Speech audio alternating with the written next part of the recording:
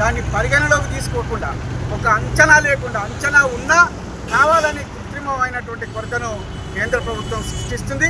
దానికి తోడు nano urea వాడాలి, నానో యూరియా ద్వారా ఈ యూరియాతో సమానంగా పనిచేస్తుందని చెప్పి ఇలా ప్రభుత్వ అధికారులు చెప్తున్నటువంటి స్థితి ఉన్నది.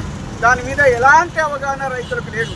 ఇలా నానో యూరియా గతంలో 14% ఉండేటువంటి యూరియా బాటిల్స్ను అందించారు. దాని మీద ఫలితాలు రాకపోవడంతో నానో యూరియా మీద దాని మీద నమ్మకం లేదు రైతులకు. ఇలా 20% యూరియా అందిస్తున్నాం, ఇలా బాటిళ్లల్లో మీరు దాన్ని వాడండి అని చెప్పి ఎంత చెప్పినా కూడా రైతులకు దాని మీద నమ్మకం లేనటువంటి స్థితి ఉన్నది. దాని మీద అవగాహన కల్పించేటువంటి నాదుడే లేకుండా పోయిండు. ఇప్పటికే నానో యూరియా పేరుతోటి ఇలా అనేక లక్షల బాటిళ్లు తయారు చేసినటువంటి దాన్ని మార్కెట్ చేసుకోవాలనేటువంటి బహుళజాతి సంస్థలు ఈ గ్రాన్యువల్ యూరియాను కృత్రిమంగా కొరత సృష్టించేటువంటి ప్రయత్నాలు చేస్తున్నారు.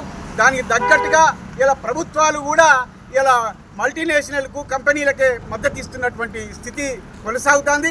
నానో యూరియా మీద వీళ్ళు అవగాహన కల్పించేటువంటి స్థితి లేదు. దీన్ని గ్రాన్యువల్ యూరియాను సరఫరా చేసేటువంటి స్థితి లేదు.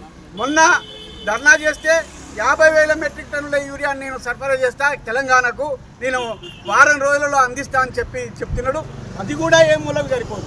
ఇంకా 2,50,000 మెట్రిక్ టన్నుల యూరియా కొరత అనేది వస్తుంది. ఇప్పుడు ఆ పొట్ట దశకు వచ్చిన తర్వాత యూరియా వేయాల్సినటువంటి అవసరం ఉంటుంది. ఇంకా 4 రోజులు అయితే వరి పంట పొట్ట దశకు వస్తుంది, దానికి యూరియా అవసరం.